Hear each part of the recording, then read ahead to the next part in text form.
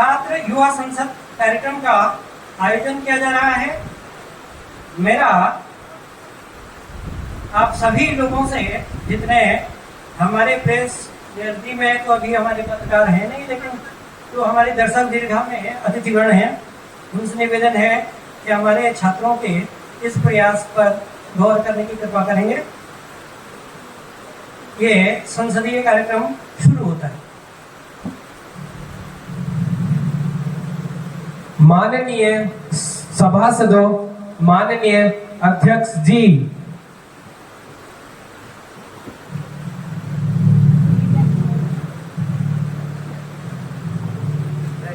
बैठिए। माननीय सदस्यगण, आज की कार्यवाही प्रारंभ करने से पूर्व सदन में उपस्थित सभी माननीय सदस्यों का मैं स्वागत करता हूं और संसद की प्रतिभागिता के लिए बधाई देता हूं। उपस्थित गुरुजनों, अतिथियों, अभिभावकों व पत्रकारों बंधु का भी हार्दिक स्वागत करता हूं। सदन की कार्यवाही में आज 20 मिनट का प्रश्नकाल और 40 मिनट की परिचर्चा निर्धारित है, इसलिए पहले प्रश्नकाल प्रारंभ करते हैं। प्रश्न संख्या 35, श्री माननीय खुशी निषाद जी अपना प्रश्न रखें।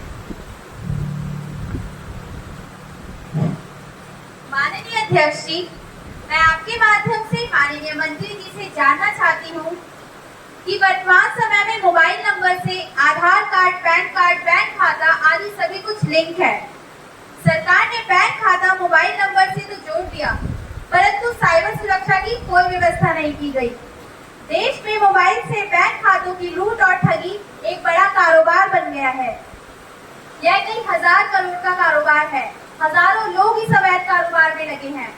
पहले भारत के लोग भी इस कारोबार में थे, परंतु अब पाकिस्तानियों के पास भारतीय बैंक खातों से पैसा निकालने के अलावा कोई रास्ता नहीं है।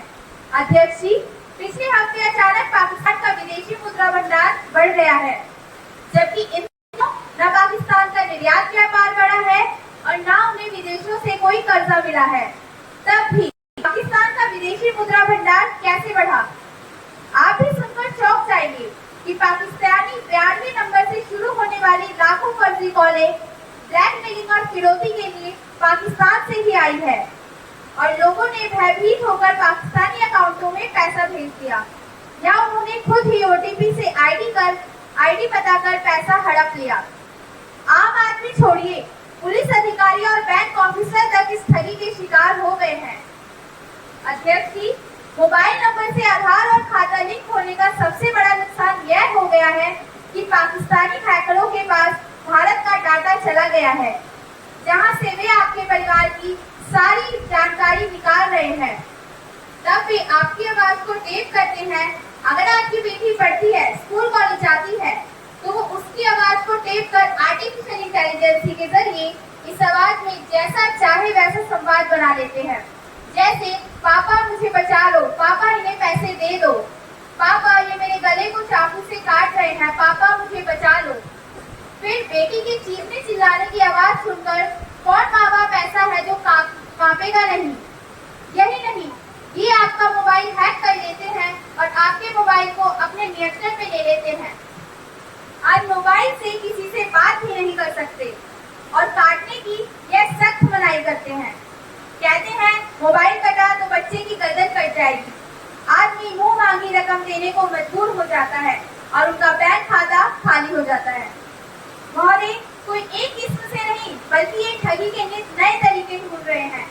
जब व्यक्ति पुलिस के पास जाता है तो कथित साइबर थाने व्यक्ति की कोई मदद नहीं कर पाते, वे हाथ खड़े कर देते हैं।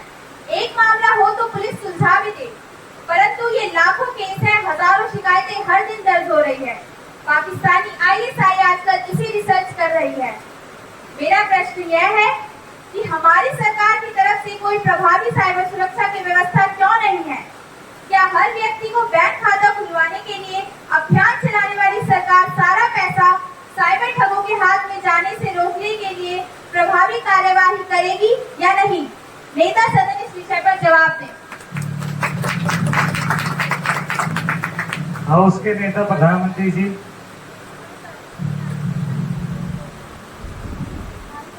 माननीय अध्यक्ष जी, माननीय सदस्य ने जो प्रश्न उठाया है, ये बड़ी चुनौती के रूप में हमारे देश में सामने आ रहा है।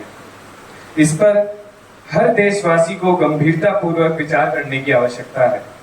समाज के सभी पीड़ितों को संकोच कर चुप नहीं बैठना चाहिए, बल्कि एकजुट होकर एक अभियान के रूप में आवाज उठानी चाहिए। अभी तो जानकारी ही बचाव है। मेरा तात्कालिक रूप से एक सुझाव है जिसको जन सामान्य उपयोग में ला सकते हैं। आप जिस भी प्रकार हो अपने फोन से अननोन कॉल्स को ब्लॉक करें, जिससे आपकी सुरक्षा बढ़ सकती है। माननीय अध्यक्ष जी, यह विषय व्यक्ति और राष्ट्र की सुरक्षा से जुड़ा हुआ है तथा बहुत गंभीर है। सरकार इस पर शीघ्र ही विचार करेगी। धन्यवाद। प्रश्न संख्या 47 आदेश यादव जी।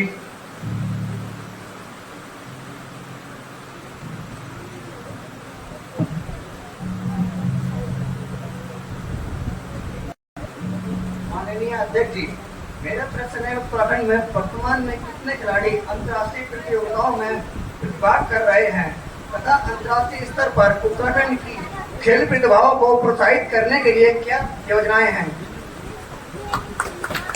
खेल मंत्री जी। माननीय अध्यक्ष जी, उत्तर माननीय सदस्यों को प्रस्तुत कर दिया गया है। माननीय अध्यक्ष जी, मैं आपके माध्यम से माननीय सदस्यों को अवगत कराना चाहती हूँ कि पेरिस ओलंपिक 2024 में उत्तराखंड के प्रतिभाग कर रहे उत्तराखंड के 4 खिलाड़ियों लक्ष्य सेन, इंद्रजीत सिंह, सूरज पवार, अंकिता ध्यानी को उत्तराखंड के माननीय मुख्यमंत्री ने 50-50 लाख के चेक की धनराशि प्रदान की है। उत्तराखंड में आयोजित होने वाले 38वें राष्ट्रीय खेल की वेबसाइट का लोकार्पण भी किया गया है। राज्य के खिलाड़ियों को एक ही स्थान पर अपना पंजीकरण करने एवं उपलब्धियां दर्ज कराने के उद्देश्य से UKSRS पोर्टल भी लॉन्च किया गया है। उदीयमान खिलाड़ी उन्नयन योजना के 3,900 खिलाड़ियों को DBT के माध्यम से कुल 58,50,000 की छात्रवृत्ति वितरित की गई है। मुख्यमंत्री ने 269 राष्ट्रीय, 58 अंतर्राष्ट्रीय खिलाड़ियों एवं 65 प्रशिक्षकों को कुल 392 लोगों को DBT के माध्यम से 7 करोड़ 4 लाख की धनराशि भी वितरित की है। महाराणा प्रताप स्पोर्ट्स कॉलेज देहरादून के छात्रों हेतु खेल गतिविधियों से जुड़ी स्नातक कक्षाओं को भी प्रारंभ किया जाएगा, जिसे निर्माणाधीन खेल विश्वविद्यालय के साथ जोड़ा जाएगा। मुख्यमंत्री प्रोत्साहन योजना के अंतर्गत चयनित 2600 खिलाड़ियों में से 10% खिलाड़ियों को उनके प्रदर्शन के आधार पर चयनित कर विशेष प्रशिक्षण दिए जाएंगे। भारत सरकार के खेल मंत्रालय द्वारा संचालित टारगेट ओलंपिक पोडियम योजना की भांति राज्य सरकार द्वारा भी टारगेट इंटरनेशनल पोडियम योजना संचालित की जाएगी, जिससे उत्तराखंड राज्य के खिलाड़ियों को अंतर्राष्ट्रीय स्तर पर पदक अर्जित करने में सहायता प्राप्त होगी। सरकार प्रदेश को खेल के क्षेत्र में आगे बढ़ाने के लिए लगातार कार्य कर रही है। खेल एवं खिलाड़ियों को प्रोत्साहित करने के उद्देश्य से नई खेल नीतियां लागू की जा रही हैं। राष्ट्रीय एवं अंतर्राष्ट्रीय स्तर पर पदक जीतने वाले खिलाड़ियों को आउट ऑफ टर्न सरकारी नौकरियों में प्रमोशन देने की शुरुआत की गई है। इसके तहत 31 खिलाड़ियों को सरकारी विभागों में नियुक्ति प्रदान की है। राज्य सरकार द्वारा प्रदेश में खेल विश्वविद्यालय बनाने के लिए विधेयक पास किए गए हैं। राज्य में खेल विश्वविद्यालय बनने से हमारे खिलाड़ियों को विश्व स्तरीय प्रशिक्षण सुविधाएं एवं अवसर प्राप्त होंगे। सरकार ने मुख्यमंत्री खेल विकास निधि की स्थापना की है, जिसमें पूर्व निर्धारित धनराशि में 100% की वृद्धि की गई है। खिलाड़ियों को आगे बढ़ाने के लिए निरंतर छात्रवृत्ति प्रदान की जा रही है। राष्ट्रीय स्तर पर प्रतिभाग करने वाले खिलाड़ियों के लिए खेल की खरीदने हेतु दी जाने वाली धनराशि को 3,000 से बढ़ाकर 5,000 किया गया है। राज्य में उत्कृष्ट प्रदर्शन करने वाले खिलाड़ियों को भी प्रोत्साहन राशि दी जा रही है। राज्य में उत्तराखंड खेल रत्न पुरस्कार एवं हिमालय खेल रत्न जा रहे हैं। राज्य सरकार ने खेल कोटा को फिर से लागू किया है। खिलाड़ियों के प्रोत्साहन के साथ खेल अवस्थापनाओं को भी मौजूद किया जा रहा है। मुख्यमंत्री उद्यमान खिलाड़ी उन्नयन योजना के तहत खिलाड़ियों की चयन एवं उनके संसाधनों हेतु आर्थिक सहायता प्रदान की जा रही है। राज्य में खिलाड़ियों के लिए 4% आरक्षण की व्यवस्था भी की गई है। राज्य में खिलाड़ियों के लिए फंड की व्यवस्था की जा रही है। जल्द ही खेल सामग्री का वितरण किया जाएगा। 38वें राष्ट्रीय खेल की मेजबानी उत्तराखंड राज्य को मिली है, जिसके लिए सारी तैयारियां लगभग पूर्ण हो गई है। धन्यवाद। प्रश्न संख्या 52 राशि वार्षणे जी। माननीय अध्यक्ष जी, मैं आपके माध्यम से माननीय जल संसाधन मंत्री जी से जानना चाहती हूँ कि हरिद्वार में हर दिन हजारों, हर महीने लाखों और हर वर्ष करोड़ों लोग गंगा जल अपनी नित्य प्रति की पूजा उपासना, पितृ तर्पण और आचमन के लिए ले जाते हैं। क्या जो गंगा जल हरिद्वार में प्रवाहमान है वह जल श्री बद्रीनाथ व गंगोत्री के भांति स्वच्छ व पवित्र है? अध्यक्ष महोदय, सरकार के द्वारा गंगा सफाई की ये जो योजना बनाई गई है वह शहर के समस्त सीवर को इकट्ठा करके उसके एसटीपी बिल्कुल गंगा से सटाकर लगाए गए हैं। श्री बद्रीनाथ से लेकर ऋषिकेश तक जितने भी समस्त शहर पड़ते हैं सभी की सीवर लाइन को इकट्ठा करके गंगा के तट पर लाया गया है। कर्णप्रयाग, रुद्रप्रयाग, चमोली, श्रीनगर, देवप्रयाग आदि सभी जगह यही स्थिति है। गंगोत्री से देवप्रयाग के आने वाली भागीरथी की भी यही स्थिति है। वहाँ तो टिहरी डैम की वजह से गंदगी बांध की तलहट में बैठ जाती है, लेकिन अन्य जगह तो यही स्थिति है। अधिकांशतया एसटीपी के टैंक इतने छोटे होते हैं कि 24 घंटे से अधिक सीवर को नहीं संभाल सकते। उसके बाद टैंक ओवरफ्लो हो जाते हैं जो सीधा गंगा नदी में बह जाते हैं।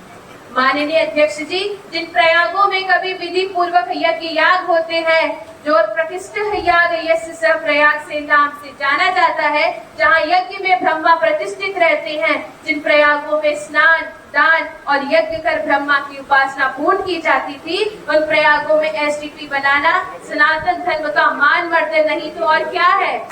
मेरा प्रश्न यह है कि सरकार गंगा नदी के तट अर्थात विष्णु क्षेत्र एसटीपी को हटाएगी या नहीं हटाएगी? जल संसाधन मंत्री हिमांशु जी। मैं माननीय अध्यक्ष जी आपके माध्यम से माननीय सदस्य को यह कहना चाहता हूँ कि सरकार के द्वारा गंगा के तटों से एसटीपी हटाने का कोई प्रस्ताव विचाराधीन नहीं है। प्रश्न संख्या 17 भुवन शर्मा जी।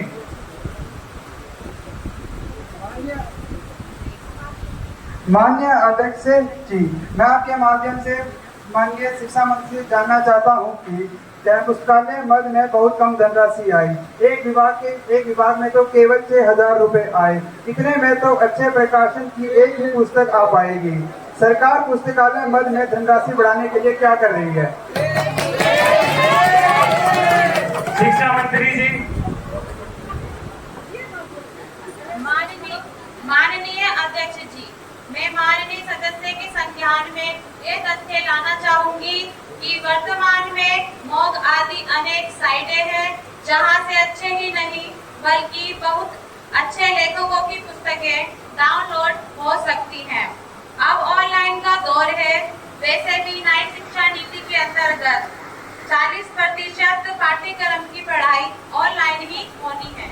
मेरा माननीय सदस्य से अनुरोध है कि वो ऑनलाइन पुस्तकों की साइटों से मनचाही पाठ्यक्रम की पुस्तकें डाउनलोड कर खुद भी पढ़े और अन्य लोगों को पढ़ने के लिए प्रेरित करें। प्रश्न संख्या 71 सेजल मिश्रा जी। माननीय अध्यक्ष जी, मैं आपके माध्यम से विनम्रता पूर्वक यह अनुरोध सदन के नेता माननीय प्रधानमंत्री जी से करना चाहती हूँ कि अक्टूबर 2021 में यह महाविद्यालय खुला था। नवंबर में एडमिशन शुरू हुए, तब से एक बैच 2024 में बीए, बीएससी, बीकॉम करके पास आउट तक हो चुका है। मान्यवर, यह उत्तराखंड का एकमात्र ऐसा महाविद्यालय है जिसको 4 साल के बाद भी भूमि उपलब्ध नहीं हो पाई है। महाविद्यालय के लिए 3 सेट की अनुमति भी 24 नवंबर 2024 तक ही है। 25 नवंबर को बाबा बोल रहे हैं कि आश्रम खाली करो। आए दिन वे इस बात का एहसास महाविद्यालय स्टाफ के साथ साथ छात्रों को भी करवाते हैं। ना तो महाविद्यालय की स्टाफ और छात्र छात्राओं को शौचालय की व्यवस्था है, ना खेल के मैदान है, अब यहाँ टपकते हुए कमरों में कोई सामान रखने तक की जगह बची है। विद्यार्थियों को 45 में तपते 3 सेट के नीचे परीक्षा देनी पड़ती है। परीक्षा देने तक के लिए मेज कुर्सी तक नहीं है। इन नोटिंग चेयर पर 3 घंटे लिखा जा सकता है क्या? हम लिख रहे हैं तो कैसी हैंडराइटिंग होगी आप अंदाजा लगा लें। यह व्यवस्था किसी पाशविकता से कम तो नहीं है। महोदय, हमारा एडमिशन लेना और पढ़ना एक मजबूरी बन गया है। महोदय, आप सोचिए, पुस्तकें खरीदे तो रखे कहाँ? बिना प्रयोगशाला के लड़के प्रैक्टिकल कर रहे हैं। जिन्होंने लैब देखी ही नहीं, वे प्रतियोगिता में उन छात्रों का मुकाबला कैसे कर पाएंगे जो विद्यालय का अपना आधा समय लैब में गुजारते हैं। प्रतियोगिता में वे निकालेंगे कि हम उनका कैसे मुकाबला कर सकेंगे? महोदय, हमारे महाविद्यालय में ऐसे भी विद्यार्थी हैं जो 82 से 85% तक अंक ला रहे हैं। जरा सा उनको परीक्षा में मानवीय परिस्थिति मिलती तो वे विश्वविद्यालय में प्रथम स्थान प्राप्त करने में सफल हो जाते, जो कि हरिद्वार के लिए काफी गर्व की बात होगी। महोदय, छात्र और अध्यापकों के हाथ में पढ़ना पढ़ाना है। भूमि भवन की व्यवस्था करना तो जनता और सरकार का काम है। इस 3 सेट के पीछे कूड़े का ढेर है, जिससे इतनी बदबू आती है कि यहाँ पढ़ना सदन की कृपया बनाए रखें। जिससे इतनी बदबू आती है कि यहाँ पढ़ना पढ़ाना नर्क बन जाता है। महोदय, जाए तो जाए कहाँ? ये गाना भी शायद हमारे लिए ही बना होगा। महोदय, महाविद्यालय में कोई सेमिनार भी करे तो कैसे करे? ना बैठने की कुर्सियां हैं, ना मेज है, ना माइक सिस्टम है और ना ही कूलर है। और तो और बैठने तक के लिए दरी तक उपलब्ध नहीं है यहाँ पे। मेरा संसदीय कार्य मंत्रालय भारत सरकार से अनुरोध है कि कृपया प्रतिपूर्ति की 3 लाख धनराशि तो अवमुक्त करने की कृपा करें, ताकि छात्र संसद के लिए कम से कम साउंड सिस्टम और सेमिनार की व्यवस्थाओं के लिए जरूरी सामान खरीदा जा सके। महोदय, मेरा सवाल यह है कि सरकार इस बात पर कब विचार करेगी और महाविद्यालय को भूमि भवन कब प्राप्त होगा? यह समस्त छात्र छात्राओं के साथ महाविश्वविद्यालय के प्राध्यापकों और स्टाफ की भी क्रिया है। इस पर नेता सदन अपना पक्ष रख रहे हैं। प्रधानमंत्री जी। आदरणीय अध्यक्ष जी, भूमि भवन की समस्या महाविद्यालय की सामूहिक समस्या है। मेरा अनुरोध है कि यह सदन ध्वनि मत से 3 महीने के अंदर महाविद्यालय की भूमि के मसले को सुलझाने के लिए प्रस्ताव पारित कर जिला अधिकारी हरिद्वार तथा उत्तराखंड शासन देहरादून को प्रेषित करे तथा इस काम को पूरा करने का जिम्मा दर्शक दीर्घा में बैठे माननीय अतिथिगण और जनप्रतिनिधिगण ले, तो ही सरकार इस पर कोई सक्रिय होकर कार्यवाही कर सकेगी। आज की परिचर्चा प्रारंभ की जाती है, जिसका विषय है युद्धरत वैश्विक परिदृश्य में आंतरिक सुरक्षा की चुनौतियां। इसमें अनामिका भारद्वाज जी अपना पक्ष रख रही है। माननीय अध्यक्ष जी, युद्धरत वैश्विक परिदृश्य में आंतरिक सुरक्षा की चुनौतियां भारत के संदर्भ में विषय पर आपने अपने विचार प्रकट करने का जो मुझे ये अवसर दिया है, इसके लिए मैं आपकी आभारी हूँ। माननीय, वर्तमान युद्धरत वैश्विक परिदृश्य कोई एक दिन में नहीं बना, बल्कि इसका बीजारोपण 6 अगस्त और 9 अगस्त 1945 को हो चुका था, जिसमें तत्कालीन सोवियत संघ द्वारा यह कहकर आपत्ति प्रकट की गई थी कि अमेरिका ने परमाणु बम के रहस्य को सोवियत संघ से छुपा कर रखा। बस इसी मसले को लेकर दोनों देशों का तनाव अमेरिका और सोवियत रूस के गुटों के रूप में प्रकट हुआ। अमेरिका ने अपने साथ नॉर्थ अटलांटिक राष्ट्रों के साथ सैन्य संधि का संगठन बनाया, जिसको नाटो के नाम से जाना जाता है, जबकि सोवियत रूस ने अपने पड़ोसी साम्यवादी विचार वाले राष्ट्र पोलैंड की राजधानी वॉर्सो में एक बैठक बुलवाई, जिसको वॉर्सो पैक्ट के नाम से जाना जाता है। पूरा विश्व इन्हीं 2 घड़ों में प्रत्यक्ष और अप्रत्यक्ष रूप से ध्रुवीकृत हो चुका था, जिसमें से अमेरिका और रूस बराबर एक दूसरे को परास्त करने पर उतारू रहते हैं। दिमागों में लड़े जाने वाले इस युद्ध को शीत युद्ध के नाम से सारी दुनिया जानती है। वर्ष 1989 से 1991 तक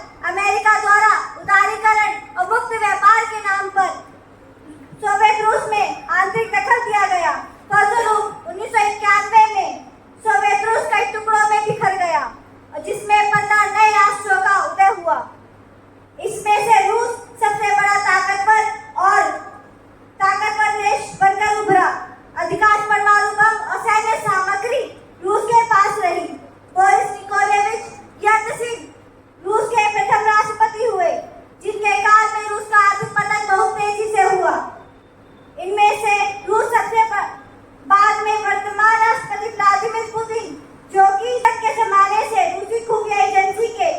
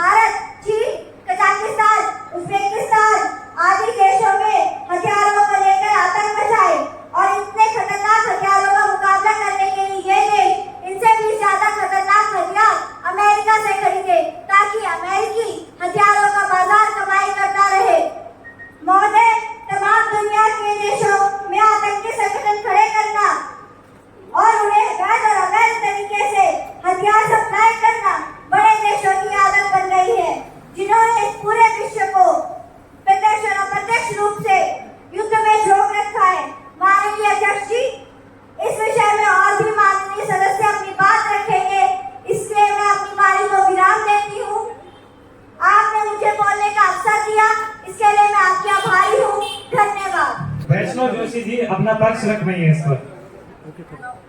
माननीय अध्यक्ष जी, आज हम युद्धरत वैश्विक परिदृश्य में आंतरिक सुरक्षा की चुनौतियां विषय पर चर्चा कर रहे हैं और मुझसे पूर्व माननीय सदस्यों ने दुनिया के देशों द्वारा आतंकी संगठनों को अप्रत्यक्ष रूप से खड़े करने की ओर इशारा किया है। मैं इस विषय की गंभीरता की ओर सदन का ध्यान आकर्षित करना चाहती हूँ। वास्तव में देखा जाए तो विश्व में वर्तमान में अधिकांश सक्रिय आतंकवादी, चरमपंथी, पृथकतावादी और धर्म नस्ल के आधार पर बने हिंसक समूहों को खड़ा करने में अधिकांश देशों की सरकारों का हाथ है। मुशर्रफ ने इनको नॉन स्टेट एक्टर और अमेरिका इनको डीप स्टेट एक्टर कहता है। भारतीय राजनीति में डीप स्टेट एक्टर्स को दो रूपों में देखा जाता है। एक जो हिंसा फैलाते हैं उनको आतंकवादी संगठन कहते हैं, जबकि दूसरे जो हिंसक ग्रुप को लॉजिस्टिक सपोर्ट देते हैं या जो इनके कर्ता धर्ता पर्दे के पीछे से ये संचालित करते हैं उनको टूल किट के नाम से पुकारा जाता है।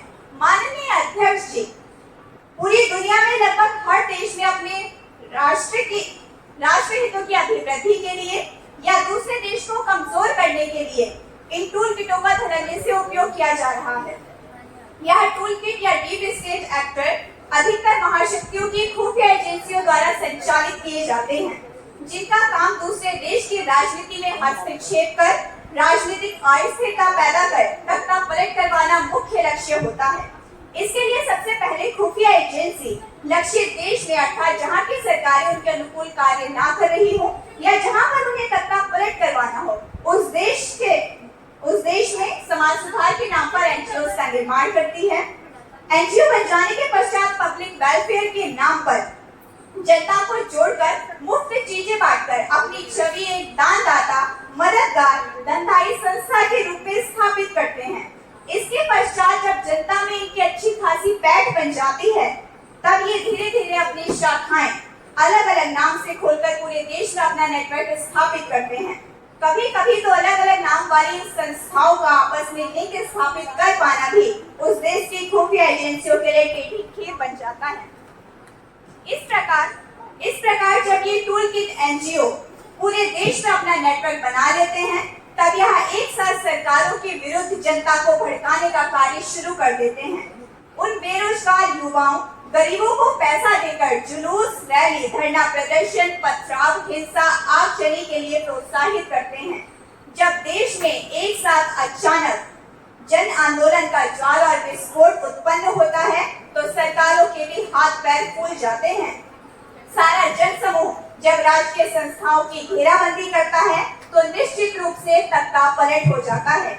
अफगानिस्तान में तालिबान, श्रीलंका में स्टूडेंट मूवमेंट और बांग्लादेश का हाल ही का आंदोलन इस बात का प्रमाण है कि वहां की सरकारों को सत्ता से बेदखल होना पड़ा और राष्ट्र अध्यक्षों को देश छोड़कर भागना पड़ा।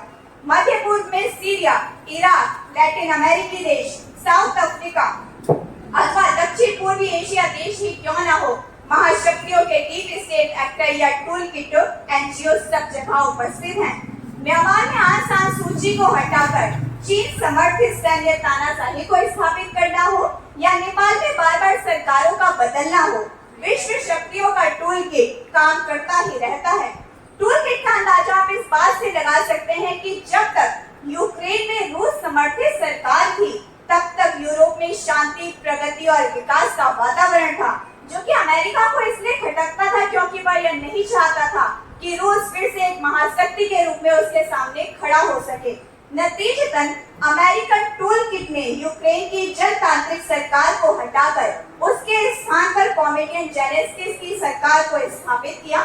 जेलेंस्की ने सत्ता में आते ही सबसे पहले नाटो, अमेरिका, यूरोपीय संगठन के साथ हुई बुडापेस्ट प्रस्तावों का अतिक्रमण किया और यूक्रेन को नाटो सदस्यता प्राप्त करने के लिए प्रस्ताव पारित कराया, जिससे रूस को अपने अस्तित्व के लिए खतरा प्रतीत हुआ और रूस ने यूक्रेन पर चढ़ाई कर दी।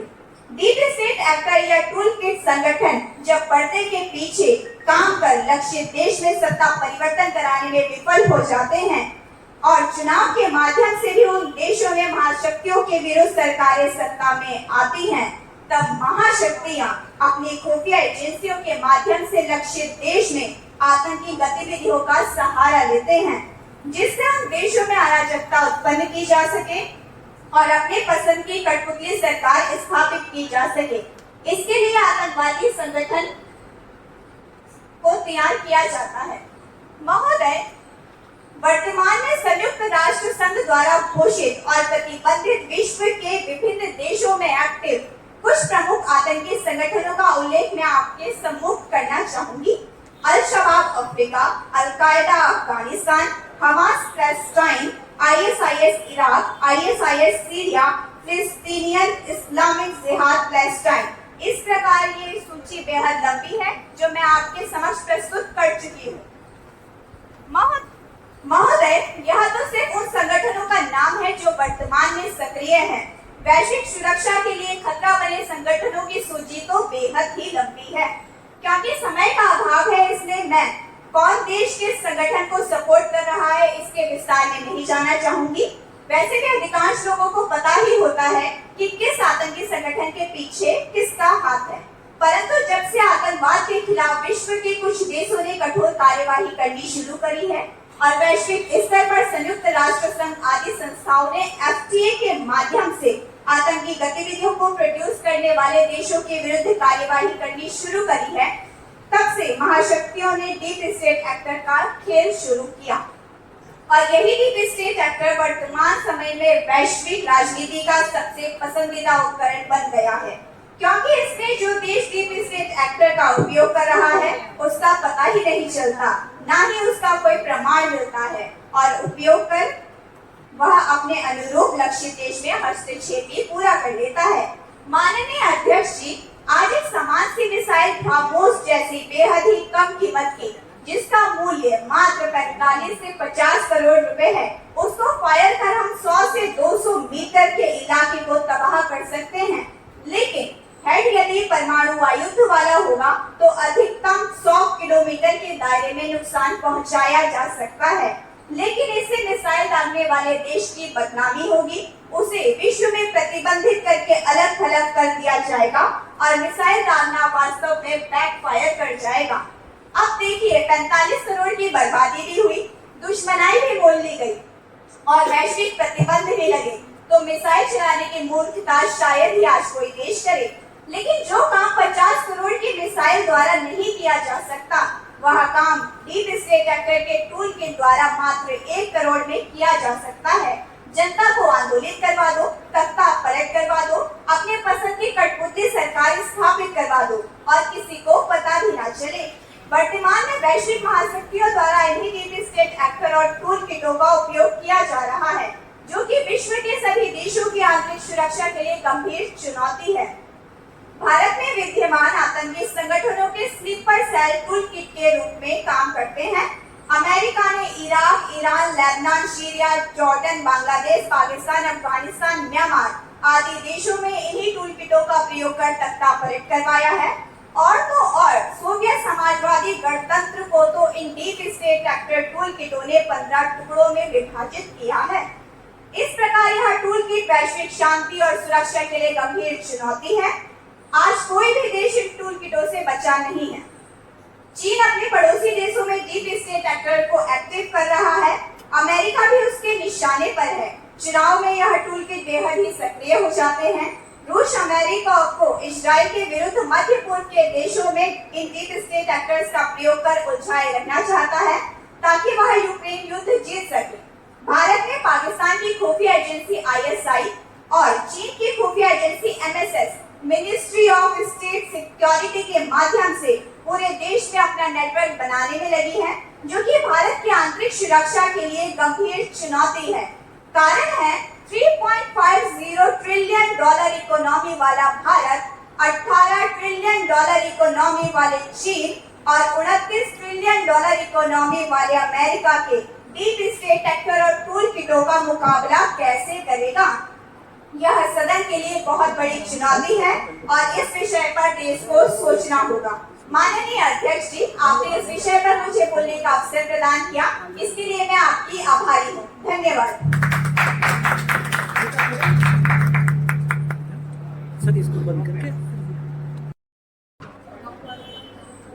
अब मैं माननीय श्वेता दत्ता जी से कहूंगा कि वो अपना पक्ष रखें। माननीय अध्यक्ष जी, आपने मुझे आज युद्धरत वैश्विक परिदृश्य में आंतरिक सुरक्षा की चुनौतियां भारतीय संदर्भ के विषय पर अपनी बात रखने का अवसर दिया है, इसके लिए मैं आपकी आभारी हूँ। मान्यवर, युद्धरत विश्व में किसी भी देश में आंतरिक सुरक्षा की चुनौतियां तब उत्पन्न होती है जब उस देश की सोशल वेल्थ, सामाजिक पूंजी या जिसे हम सोशल कैपिटल कहते हैं, वह नष्ट हो जाती है। ऐसे सामाजिक मूल्य विहीन समाज में कोई भी विदेशी घुसपैठिया आसानी से प्रवेश कर लेता है और समाज में विध्वंस उत्पन्न कर न केवल उस देश को गुलाम बना देता है, बल्कि वहां के नागरिकों को भी अपना दास बना देता है। मान्यवर, मैं बड़े दुख के साथ इस बात को रख रही हूँ कि हमारा देश सोशल कैपिटल के अभाव में लगभग 2000 साल से गुलाम रहा है और आज कथित आजादी के बावजूद भी देश की सोशल कैपिटल लगातार नष्ट होती जा रही है। इस सदन के माननीय सदस्य सोशल कैपिटल के बारे में जानना चाह रहे होंगे और कुछ माननीय सदस्य ने तो सोशल कैपिटल का नाम पहली बार सुना होगा। मैं यहाँ पर सिर्फ इतना ही सोशल कैपिटल का अर्थ प्रस्तुत करना चाहूंगी कि सोशल कैपिटल किसी व्यक्ति के पास नहीं होती, बल्कि व्यक्तियों के बीच सामाजिक नेटवर्क कनेक्शन के बीच की क्षमता में दिखाई देती है। मान्यवर, अब प्रश्न ये उठता है कि सोशल कैपिटल है क्या और सोशल कैपिटल बनती कैसे है। तो हमारे सोशल कैपिटल हैं जैसे अपने से बड़ों का आदर, विद्वानों का सम्मान, श्रेष्ठ के उत्थान हेतु प्रयत्नशील होना, निष्कर्षता का उन्मूलन, इसके लिए प्राणी मात्र के प्रति आत्मवत सर्वभूतिष्ठ का अर्थात प्राणी मात्र में अपनी आत्मा के दर्शन करना, उन्हें आत्मवत समझना, आत्मा में समानता का भाव रखना और भौतिक जगत में असमानता की स्थितियों को स्वीकारना। इसके लिए प्राणी मात्र के प्रति दया का भाव, प्रेम, त्याग, सहनशीलता, सेवा, बंधुत्व आदि मूल्यों के प्रति अपने जीवन को अर्पित करते हुए जड़ जंगम पशु पक्षी मानव आदि प्राणी मात्र के प्रति सेवा का भाव आदि हृदयंगम करते हुए अपने कर्तव्यों का पालन करने से ही सोशल कैपिटल का आविर्भाव होता है। मान्यवर, जब तक समाज में यह पूंजी सुरक्षित रहती है तो लोग आपस में इन्हीं मूल्यों का अनुपालन करते हैं, अर्थात एक दूसरे के सुख दुख के सहभागी बनते हैं, आपस में सेवा, दया, त्याग, परोपकार और सहनशीलता का व्यवहार रखते हैं और एक दैवीय समाज की संरचना बनाते हैं। मान्यवर, आज से 2000 साल पहले तक भारत में इसी प्रकार की सामाजिक संरचना थी और इसी का प्रताप था। भारत पूरे विश्व में विश्व गुरु के नाम से जाना जाता रहा। ऐसे विश्व के अनेक विद्वानों का अभिमत रहा है। तमाम लोक हितकारी संरचनाएं, वेद, उपनिषद, आरण्यक, ब्राह्मण ग्रंथ, पुराण, स्मृतियां और संहिताएं इसी सामाजिक पूंजी से प्रकट हुई है, जिन पर न केवल आज भारतीय गर्व करते हैं, बल्कि विश्व के गैर सनातनी राष्ट्र भी इन ग्रंथों का अध्ययन करना अपना सौभाग्य समझते हैं। महोदय, 2000 वर्ष पूर्व तक भारत अपनी सामाजिक संरचना के कारण विश्व गुरु के नाम से जाना जाता रहा, परंतु जब हमारी सोशल कैपिटल का अंश हुआ तो विदेशी आक्रांताओं को भारत पर आक्रमण करने का अवसर मिला। भारत को गुलाम बनाए रखने के लिए विदेशियों ने सबसे पहले हमारी सोशल कैपिटल को नष्ट करने का उपाय ढूंढा।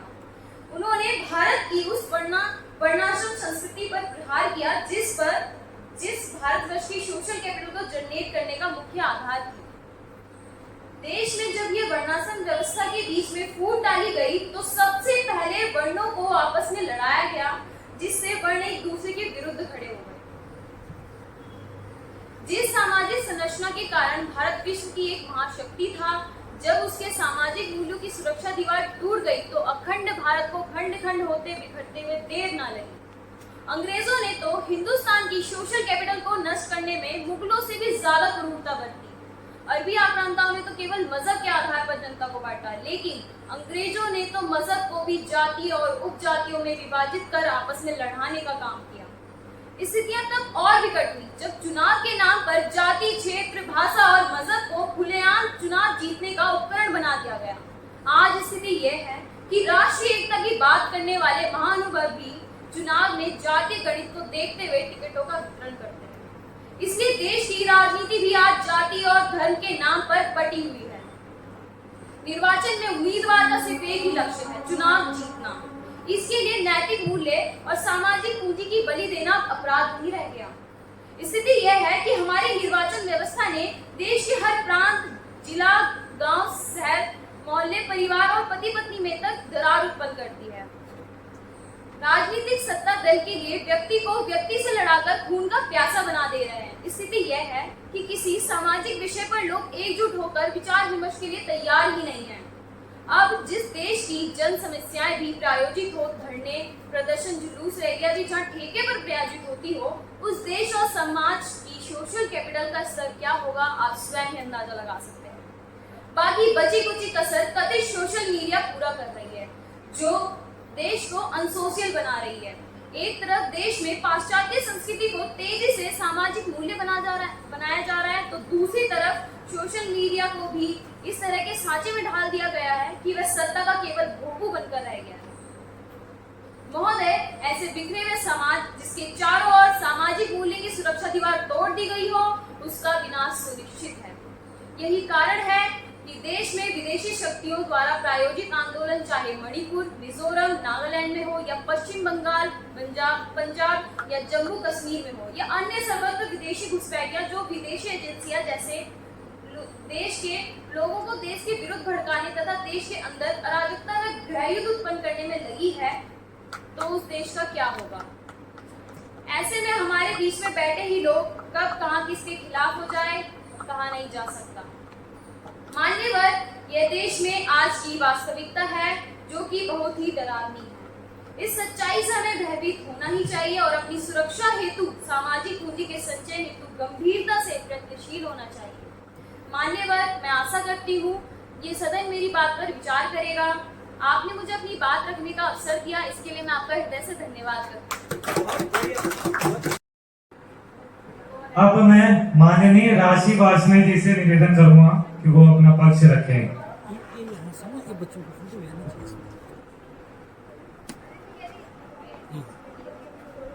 बोल ले बेटा।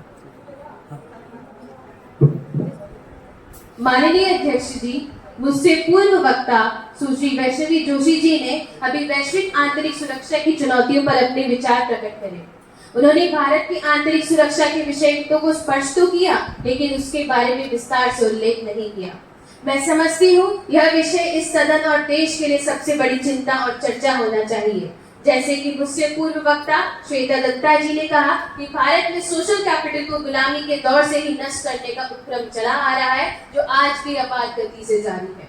हिंदुस्तान की सोशल कैपिटल को बचाने के लिए देश में ना तो कोई नीति है और ना ही नीति निर्माताओं को इस बात की चिंता रही है। अंग्रेजों से पहले इस्लामिक आक्रांताओं ने सोशल कैपिटल को मजहब के आधार पर तोड़ा, लेकिन अंग्रेजों ने तो जातियों के आधार पर समाज को तोड़ने का काम शुरू कर दिया। उनका मिशन ही था डिवाइड एंड रूल।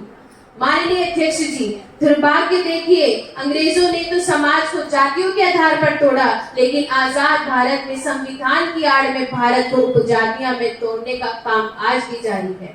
यह काम किसी एक व्यक्ति, एक दिन या एक समूह में नहीं, बल्कि पूरे भारतीय समाज में यह डिवाइड एंड रूल की प्रक्रिया आज भी चल रही है। हमने संवैधानिक उपबंधों को समानता स्थापित करने के उद्देश्य से बनाया था, लेकिन जो संवैधानिक उपबंध समानता को स्थापित करने के लिए बने थे, वही आज देश में सबसे बड़ी असमानता और विभेद का कारण बन गए हैं।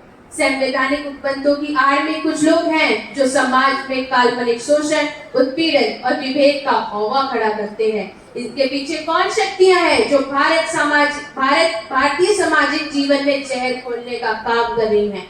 इस बात पर भी विचार करने की जरूरत है। माननीय अध्यक्ष जी, देश में एक उक्ति बड़ी प्रचलित है, हर चुनाव में नेता जीत जाता है और जनता हार जाती है। हमें देखना होगा कि चुनाव में नेता कैसे चुनाव जीतता है और जनता क्यों हारती है। महोदय, नेता इसलिए जीतता है क्योंकि उसे 5 साल तक निर्विघ्न शासन करने का मौका मिलता है, और जनता इसलिए हारती है कि चुनाव में जातीय विद्वेष, हिंसा, घृणा, एक दूसरे के प्रति अनर्गल आरोप, प्रचार से उत्पन्न विद्वेष का जहर और कटुता समाज में लंबे समय तक बनी रहती है। चुनाव के घाव जल्दी भरते नहीं, 5 साल का समय लग जाता है, और जब वो घाव भरने को आते हैं तो फिर एक नया चुनाव जख्मों पर नश्तर फेर देता है। भारतीय समाज की यह अंतहीन त्रासदी जारी रहती है।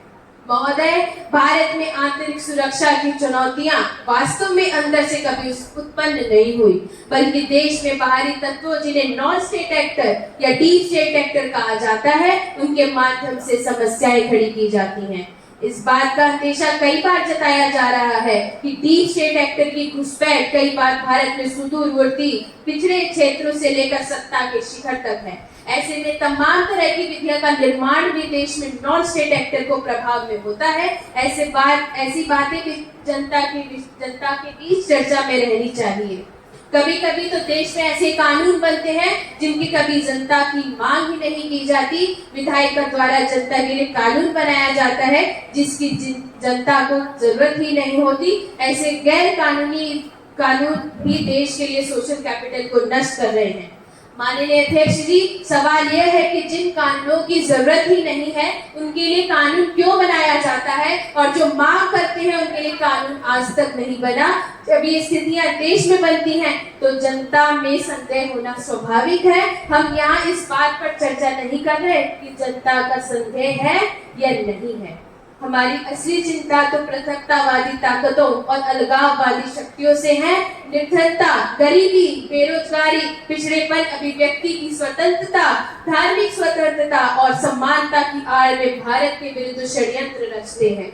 उनका यह षड्यंत्र कई बार जुलूस, रैली, प्रदर्शन, चक्का जाम से आगे बढ़ते हुए हिंसा और आगजनी तथा भारत के विरोधी के रूप में प्रकट होता है।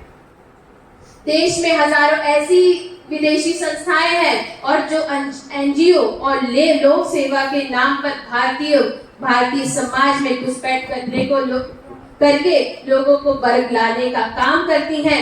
लोक कल्याण और जन सेवा की आड़ में उनकी गतिविधियां भारत को सोशल कैपिटल के निशाना बना देती है।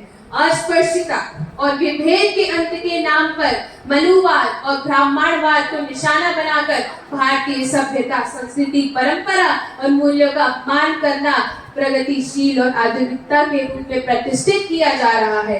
लेकिन कोई राजनीतिक दल या देश का कर्णधार इस पर चिंतित नहीं होता, क्योंकि उसे सत्ता के लिए बहुमत और बड़े बैंक वोटों की जरूरत है।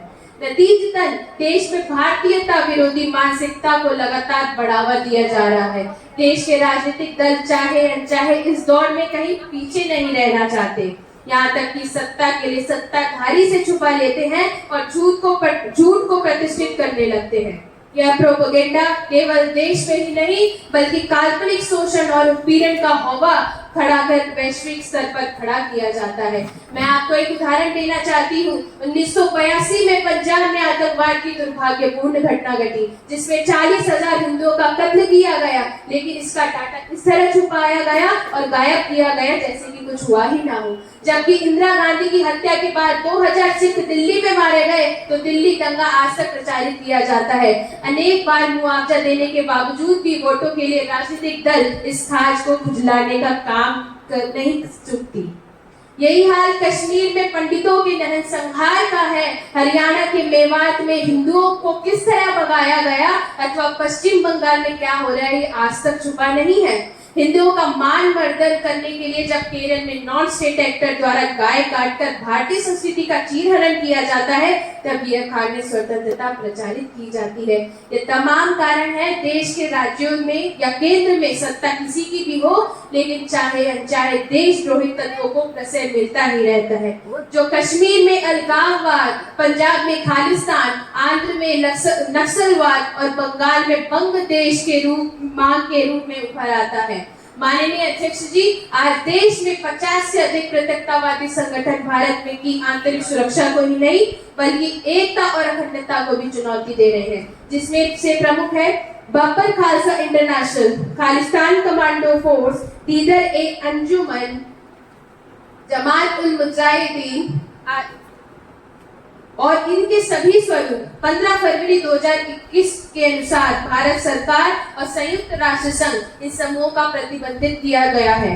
परंतु सवाल यह है, इन संगठनों का आका है कौन और सरकार इनके विरुद्ध प्रभावी कार्रवाई क्यों नहीं कर पाती? क्या यह मान लिया जाए कि इन संगठनों पर भी राजनीतिक शक्तियों का वर्चस्व है, इसलिए ये जीवित हैं? अगर ये संगठन जीवित है तो क्या मान लिया जाए कि देश में राजनीति और अपराध का गठजोड़ है?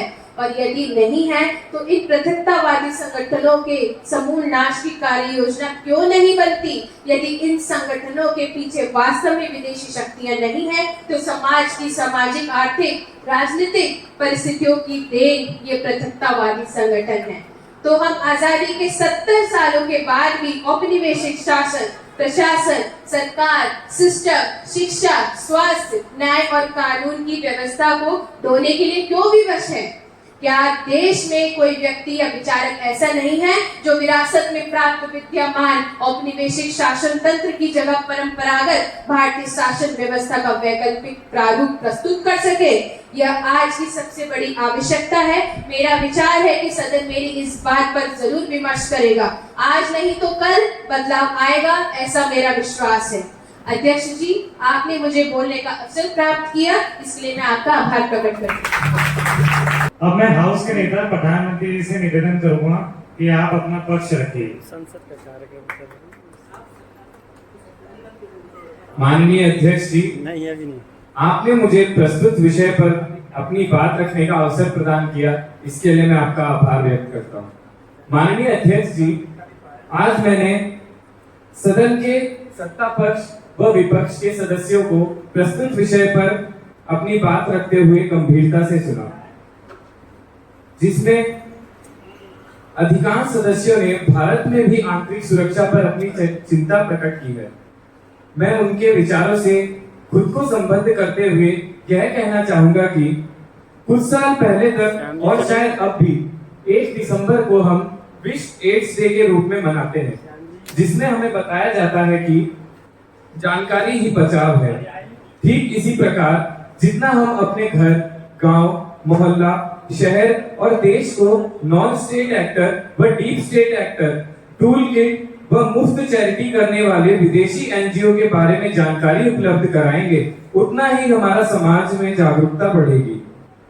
उत्तराखंड में रोहिंग्यों द्वारा जगह जगह पर सार्वजनिक भूमि पर अतिक्रमण करके रेल पटरियों के किनारे, फ्लाईओवर के नीचे, पुलों के नीचे झुग्गियां डाली गई हैं। सवाल यह है कि यह किसके इशारे पर यहाँ आ रहे हैं और किसके कहने पर यहाँ पे बसाए जा रहे हैं?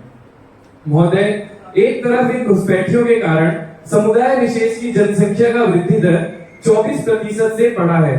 दूसरी तरफ उत्तराखंड में सामान्य वर्ग की जनसंख्या में वर्ष 1970 से आज तक 40% की भारी गिरावट देखी गई है। ये आंकड़े देवभूमि की अस्तित्व के लिए बड़े खतरे का संकेत है। अगर इन घुसपैठियों के विरुद्ध सरकार कोई एक्शन लेती है तो टूल किट गैंग सक्रिय हो जाता है, जिसका उदाहरण आप हल्द्वानी में ले सकते हैं।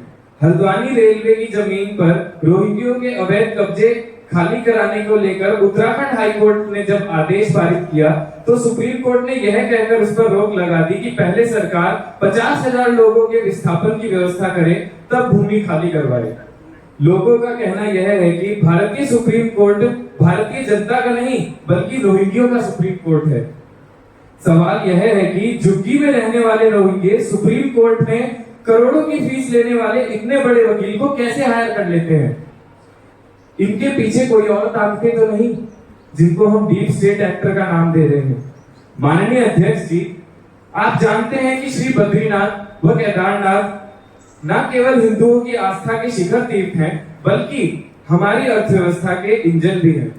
यहाँ तक पहुंचने के लिए सड़क मार्ग दुरुस्त हो ताकि दुर्घटना में तीर्थ यात्रियों की जान ना जाए, इससे भला किसी को क्या एतराज हो सकता है? लेकिन टूल किट गैंग द्वारा पर्यावरण और पारिस्थितिकीय संतुलन के नाम पर इस पर भी सुप्रीम कोर्ट से रोक लगवा दी गई। ध्यान रहे, सुप्रीम कोर्ट से इस ऑर्डर पर रोक लगवाने वाले पाकिस्तानी या चीनी नहीं बल्कि हिंदुस्तानी ही थे।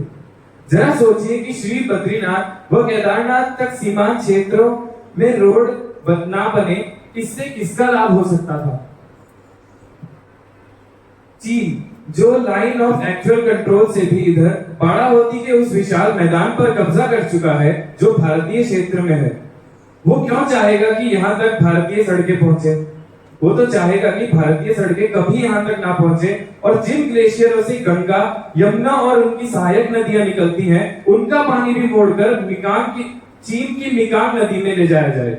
ठीक उसी तरह जिस तरह उन्होंने अरुणाचल क्षेत्र में बहकर आने वाली ब्रह्मपुत्र और उसकी सहायक नदियों पर बड़े बड़े बांध बनाकर गर्मियों में सूखे और बरसात में बाढ़ से मारने का उपकरण बनाया है। वो तो भला हो सीडीएस विपिन रावत जी का, जिन्होंने सुप्रीम कोर्ट में शपथ पत्र प्रस्तुत कर कुछ सड़क बनवा ली। अन्यथा तो टूल किट गैंग चाहता ही नहीं था कि भारत अपनी सीमाओं को 4 लेन रोड से जोड़ सके। माननीय अध्यक्ष जी, मैं माननीय सदस्य की इस बात से पूरी तरह सहमत हूं कि भारत की अर्थव्यवस्था 3.5 ट्रिलियन की है, जबकि चीन की अर्थव्यवस्था 18 ट्रिलियन और अमेरिका की अर्थव्यवस्था 29 ट्रिलियन की है। ऐसे में इन दो बड़ी शक्तियों को भारत जैसे गरीब और बेरोजगारी से पीड़ित देश में अपनी कठपुतली सरकार बनाने के लिए, तख्ता पलट करने के लिए $1 ट्रिलियन लगाना भी कोई बड़ी बात नहीं है।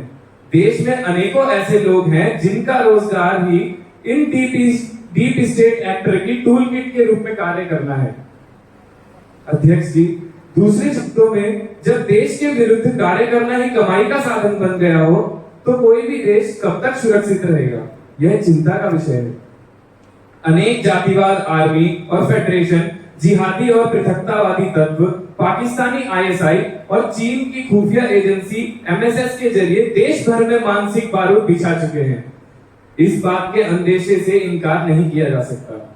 पड़ोसी देश म्यांमार, बांग्लादेश, श्रीलंका, मालदीव और पाकिस्तान की तरह ना जाने यहाँ भी बिछे बारूद पर कब किस बात को लेकर चिंगारी भड़का दी जाए और सारा भारत मणिपुर में बदल जाए। क्योंकि टूल किट देश में भिन्न भिन्न स्थानों पर और भिन्न भिन्न रूपों में है, जिनसे लड़ने के लिए भारत में ही नहीं बल्कि पूरे विश्व में अभी तक कोई मैकेनिज्म नहीं बना है। इसका एक ही उपाय है, या तो निर्ममता पूर्वक चीन और इजराइल और रूस की तरह हम भी इन तत्वों को कुचल दें, लेकिन लोकतांत्रिक व्यवस्था में यह संभव नहीं है, क्योंकि डीप स्टेट एक्टर पुनः सक्रिय होकर मानव अधिकार का रोना रोकर इस पर प्रतिबंध लगवा देंगे, जिससे देश के विकास में बाधा उत्पन्न हो जाएगी। अन्यथा टूल किट की इस प्रकार की गतिविधियों के प्रति जनता को जागरूक करना होगा और यह जागरूकता पैदा करना इस सदन के हर सदस्य की जिम्मेदारी है। हर वह व्यक्ति जो भारत में आस्था रखता है इन बातों को जानकारी रूप में समाज तक पहुंचाए, ताकि देश को आंतरिक अशांति से सुरक्षित किया जा सके। धन्यवाद। आदरणीय अध्यक्ष जी, मैं आपके प्रति आभार प्रकट करना चाहूंगा। आपने बहुत ही कुशलता से सदन का संचालन किया। साथ ही मैं सदन के माननीय सदस्यों, संसदीय सेक्रेटरी, दर्शक दीर्घा में बैठे दर्शकों को, हमारी युवा संसद का उत्साहवर्धन करने आए हमारे अतिथिगणों को आभार धन्यवाद ज्ञापित करना चाहूंगा। धन्यवाद।